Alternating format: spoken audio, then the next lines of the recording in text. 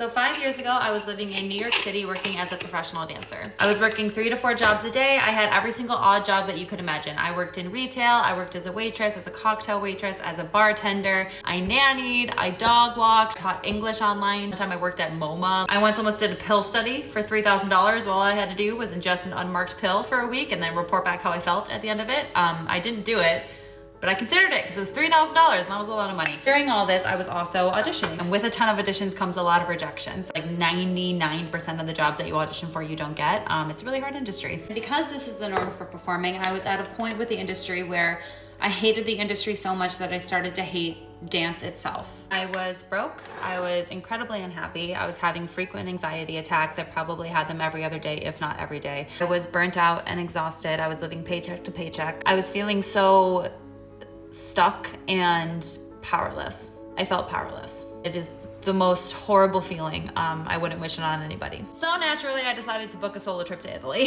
I didn't know how to do it, but I just knew in my gut that it was something that I had to do. I had been spending my life waiting and waiting and waiting for somebody or something to change it, waiting for somebody to go to Italy with, waiting for somebody to travel with, waiting for somebody to change my life for me. And then I woke up one day and I realized that I was wasting my life waiting and I wasn't willing to do that anymore. I was scared literally out of my mind, but I thought about being on my deathbed and regretting not doing something just because I was scared. And that's not good enough for me. So I booked this solo trip to Italy, picked up every single odd job that I could find. I was exhausted and I went. It sounds so cliche, but it changed my life. When I was able to take myself out of that pit, I realized that there were so many good things waiting for me in life and it was up to me to grab them. Long story short, I met Dario on that trip. We did long distance for a year and then he came to live with me in New York for a year. When COVID happened, my industry was completely shut down, like every industry, but the performance industry was completely shut down. And when I couldn't do it anymore, even if I wanted to, I realized I was relieved that I didn't have to do it anymore. I was relieved I didn't have to go to auditions. I was relieved that I didn't have to go to dance class. And I went, that's probably something that I should pay attention to because maybe I'm not as happy doing this as I thought I was. Talk about a wake-up call. Obviously, I was anxious in a different way, like we all were, but my anxiety attacks, how frequent they were, completely slowed down and stopped altogether.